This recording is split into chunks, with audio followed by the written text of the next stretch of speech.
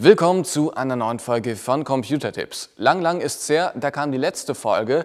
Das lag ganz einfach daran, dass wir unter anderem auf der Gamescom waren und dort wurde unter anderem der Train Simulator 2015 vorgestellt.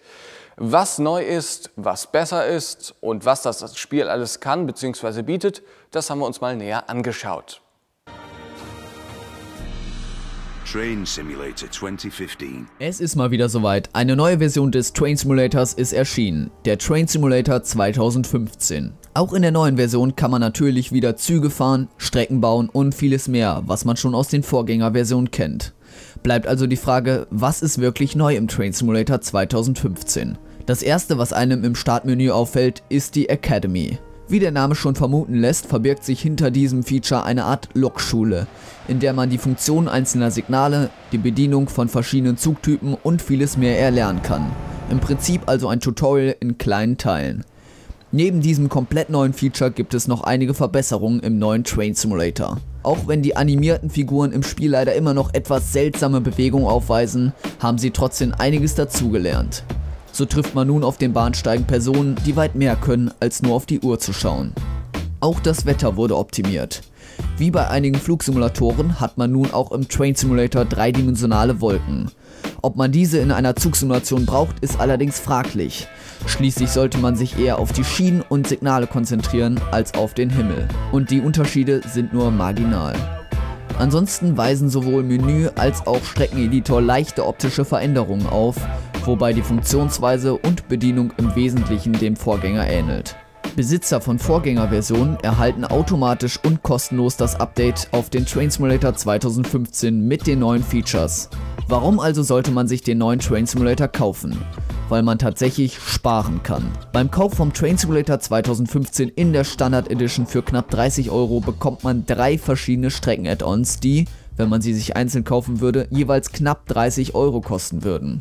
Zum Lieferumfang des Train Simulator 2015 gehören die Strecken New York New Haven, München Garmisch-Partenkirchen und East Coast Mainline London Peterborough, jeweils mit entsprechendem Rollmaterial sowie einem komplett neuen Zug, dem Hitachi 801. Die Strecken und Züge machen optisch einen recht positiven Eindruck, aber in Sachen Realitätsnähe und der Bedienung ist noch deutlich Luft nach oben. Zudem sind leider einige Schalter und Knöpfe in den Führerständen nur schön anzusehen, nicht aber zu bedienen. Tja, und dann gibt's noch Fauxpas der extremen Sorte. Im Bahnhof King's Cross laufen nämlich während eines Karriereszenarios Menschenmassen vor den Zug auf die Schienen, während ein paar Gleise weiter ein Zug mit offenen Türen einfährt. Das sollte dringend nachgepatcht werden. Kommen wir nun zum Fazit. An der Grafik hat sich im Train Simulator 2015 im Vergleich zum Vorgänger nicht viel getan. Im Vergleich zu anderen Zugsimulatoren ist die Grafik sehr gut, insgesamt aber eher durchschnittlich bis gut. Die Texturen sind beispielsweise trotz höchster Einstellung oft verschwommen. Von uns gibt es daher 65 von 100 Punkten. Der Sound bei den mitgelieferten Fahrzeugen und Strecken ist gut, aber auch nicht perfekt, denn teilweise schleichen sich böse Soundschleifen ein oder man hat das Gefühl, dass die Lautstärke nicht richtig angepasst wurde. Da der Sound aber sonst nicht von schlechten Eltern ist, gibt's dafür 75 von 100 Punkten. In Sachen Gameplay hat sich kaum etwas getan.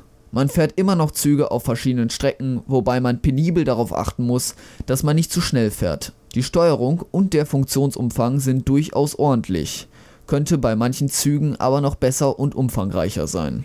Insgesamt gibt es beim Gameplay von uns also 65 von 100 Punkten. 55 Punkte gibt es im Punkto Realismus. Zwar bietet der Train Simulator 2015 die Möglichkeit, Zugsicherungssysteme zu simulieren, jedoch braucht man hierfür teure Add-on-Strecken und Züge.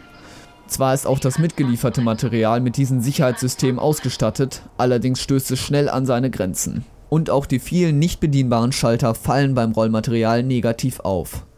Für die Mission gibt es von uns 60 Punkte. Sie sind abwechslungsreich und in verschiedene Schwierigkeitsgrade unterteilt.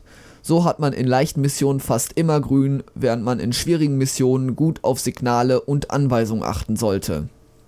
Die KI auf den Gleisen meistert ihren Job größtenteils perfekt, wobei einem hier wieder der fahrende Zug mit offenen Türen vom Bahnhof King's Cross einfällt. Das ist allerdings eher eine Ausnahme. Immer noch recht merkwürdig wirken die Fahrgäste auf den Bahnsteigen, trotzdem bekommt die KI 65 von 100 Punkten. Der Train Simulator bringt die Atmosphäre des Eisenbahnbetriebs gut rüber. Dafür sorgen Grafik, Sound, aber auch die Tatsache, dass durch einige bewegte Animationen dem Train Simulator 2015 Leben eingehaucht wird. Hierfür gibt es 80 Punkte. Insgesamt kommt der Train Simulator 2015 also auf 66 Punkte. Was sagt ihr zu dieser DLC-Politik beim Train Simulator? Im Vorfeld wurde darüber ja schon heftig diskutiert unter dem Preview-Video von der Gamescom. Es gab einige Befürworter, aber auch viele Gegner. Schreibt doch mal eure Meinung dazu unten in die Kommentare. Würde mich freuen, wenn wir darüber ein bisschen diskutieren könnten. Ansonsten gilt wie immer, Lob und Kritik sind natürlich immer in den Kommentaren erwünscht. Wenn es euch gefallen hat, lasst gerne einen Daumen nach oben da. Wenn ihr immer up to date bleiben wollt, folgt uns auf Facebook, folgt uns auf Google+. Ich hoffe, wir sehen uns auch das nächste Mal wieder. Bis dahin, tschüss!